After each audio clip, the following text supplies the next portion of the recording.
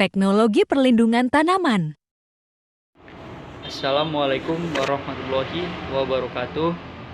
Perkenalkan, nama saya Muhammad Arif. NPM saya 21130100029. Saya berasal dari kelas reguler 1, klaster 2, 3A.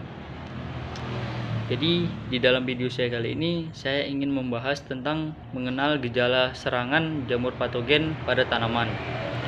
Adapun maksud dan tujuan saya membuat video ini untuk memenuhi syarat tugas di mata kuliah Praktek Teknologi Perlindungan Tanaman dengan dosen pengampu Ibu Trianinta Ginting. Helminthosporium oryzae. Untuk pembahasan pertama yaitu penyakit jamur atau cendawan Helminthosporium oryzae. Jadi di sini ada sampel pada tanaman padi, ya. Jadi Helminthosporium oryzae ini merupakan jamur yang menginfeksi daun, baik melalui stomata maupun menembus langsung ke dinding sel epidermis. Setelah itu akan membentuk episporia. Jamur ini menyerang pada saat persemaian dan dapat mengakibatkan tanaman mati karena busuk pada koleptil, batang, dan akar. Selanjutnya, gejala serangannya bagaimana? Dilihat gejala serangan jamur ini ditandai dengan adanya bercak-bercak yang berwarna coklat tua dan berbentuk opal dan bulat, memiliki ukuran sebesar biji wijen. Jadi daun yang terserang oleh jamur ini yaitu daun muda. Dengan itu daun muda akan terserang pada bagian tepi daunnya berwarna hitam. Serangannya berupa berwarna hitam, menggulung, dan bisa saja daunnya menjadi gugur apabila terserang oleh jamur Helminthospora ini. Untuk teknik pengendaliannya, di sini bisa saja menggunakan cara kimia, yaitu dengan menggunakan fungisida dengan bahan aktif. Kemudian pada saat penanaman supaya tidak terkena jamur ini, gunakan sistem tanam legowo. Kemudian dalam pemupukannya juga harus seimbang. Untuk klasifikasi jamur Helminthosporium oryzae ini, yaitu kingdomnya fungi atau jamur, ya. Divisinya Ascomycota, kelasnya Dotideomycetes, ordonya Pleosporales, familinya Pleosporaceae, kemudian marganya Helminthosporium, dan spesiesnya Helminthosporium oryzae. Promoscleospora maidis. Selanjutnya pada pembahasan yang kedua, di sini saya ada sampel pada tanaman jagung. Tanaman jagung ini terserang oleh jamur atau cendawan Peromoscleosporae maidis. Jadi Peromoscleosporae maidis ini merupakan salah satu fitopatogen atau penyebab penyakit bulai atau albino yang menyerang tanaman jagung. Jadi bagaimana jamur ini bisa terjadi?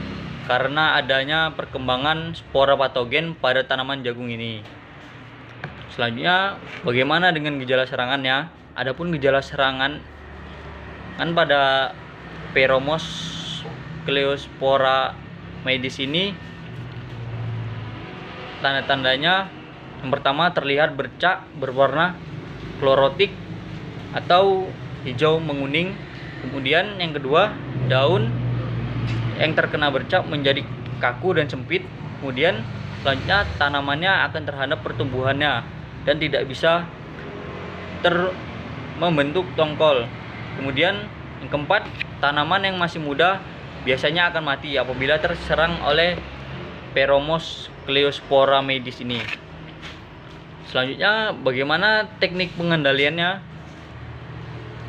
Teknik pengendaliannya dapat dilihat pada masa sebelum tanam. Jadi sebelum tanam itu dipastikan penanamannya harus serentak. Kemudian yang kedua, pastikan memilih benih yang memiliki varietas jagung tahan bulai. Kemudian yang ketiga, bisa saja melakukan penanaman dengan menggunakan JPT seperti PGPR dan lain-lain. Kemudian setelah tanam dapat dilihat dari eradikasi atau pemusnahan selektif tanaman jagung terserang. Kemudian secara kimiawi dengan menggunakan fungisida. Selanjutnya klasifikasinya, kingdomnya Chiromista, kemudian filumnya Heterocontophyta, kelasnya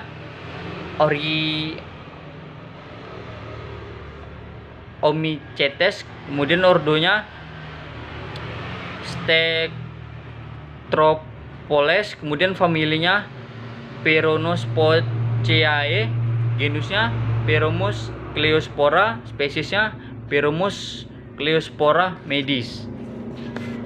Pahopspora pachirizi. Kemudian pada pembahasan yang ketiga, di sini saya ada sampel dari daun tanaman kedelai yang terkena jamur Phacospora pachirizi. Seperti ini. Jadi Phacospora pachirizi ini merupakan penyakit karat yang disebabkan oleh cendawan parasit obligat atau parasit sejati. Jadi parasit sejati ini merupakan tumbuhan yang sepenuhnya menggantungkan sumber energi pada tumbuhan inang. Selanjutnya, bagaimana gejala serangan pada penyakit karat ini? Jadi gejala serangannya dapat ditandai dengan munculnya bercak-bercak coklat kekuningan seperti ini ya. Selanjutnya, gejala awal biasanya muncul pada bagian permukaan daun pada sekitar pertulangan daun. Dapat dilihat sini. Selanjutnya, teknik pengendaliannya bagaimana? Ada 3 cara dalam pengendalian penyakit ini. Yang pertama, varietas tahan, yaitu varietas yang mempunyai kemampuan untuk menolak terhadap serangan hama. Kemudian fungisida nabati. Jadi fungisida nabati ini yang terbuat dari bahan-bahan alami dan yang ada di alam atau yang ada di sekitar kita. Kemudian pengendalian dengan agen hayati. Selanjutnya klasifikasi dari penyakit karat ini. Yang pertama, kingdomnya fungi, filumnya Basimidioomycota, kemudian kelasnya Urediniomycetes, kemudian familinya Pathosporaceae, genusnya Pathospora, kemudian spesiesnya Phacospora pachirizi. Ganoderma aplanatum. Selanjutnya pada pembahasan kali ini, di sini saya ada jamur Ganoderma aplanatum. Jadi jamur ini hidupnya di sekitar tanaman, di batang tanaman pohon kelapa dan kelapa sawit. Jadi Ganoderma aplanatum itu apa? Jadi Ganoderma aplanatum ini merupakan jamur bracket dengan sebaran yang kosmopolitan. Jadi kosmopolitan itu dalam arti penyebaran yang sangat luas dan dapat ditemukan di mana saja.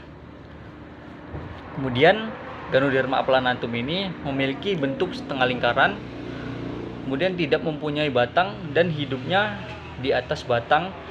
Kemudian apabila Ganoderma ini baru tumbuh, dia akan berwarna kuning muda kecoklatan dan lama-lama akan berwarna coklat. Selanjutnya gejala serangannya dapat ditandai dengan daun yang hijau akan menjadi pucat dan daun yang muda atau janurnya akan bertumbuh dengan sedikit. Kemudian daun yang tua akan layu. Jadi selanjutnya pada pelepahnya akan menggantung di batang. Kemudian pangkal batangnya menjadi hitam dan akhirnya batang membusuk dan berwarna coklat muda, dan bagian atas tanaman jatuh dan batangnya akan roboh. Jadi bagaimana teknik pengendaliannya? Teknik pengendaliannya cukup dengan memperhatikan atau dalam mengaplikasikan pupuknya harus sesuai dan tepat. Kemudian perawatannya pada tanaman itu harus sesuai dengan standarnya. Kemudian hindari penggunaan bahan kimia yang berlebihan. Untuk klasifikasinya di sini termasuk kingdom fungi atau jamur ya. Filumnya Basidimycota. Kemudian kelasnya Basidimycetes. Kemudian ordonya Polypoales. Kemudian family-nya Ganodermatoceae. Selanjutnya genusnya Ganoderma, spesiesnya Ganoderma applanatum. Sekian. Baiklah, mungkin itu saja dari saya. Lebih dan kurangnya saya meminta maaf. Sekian dari saya. Assalamualaikum warahmatullahi wabarakatuh.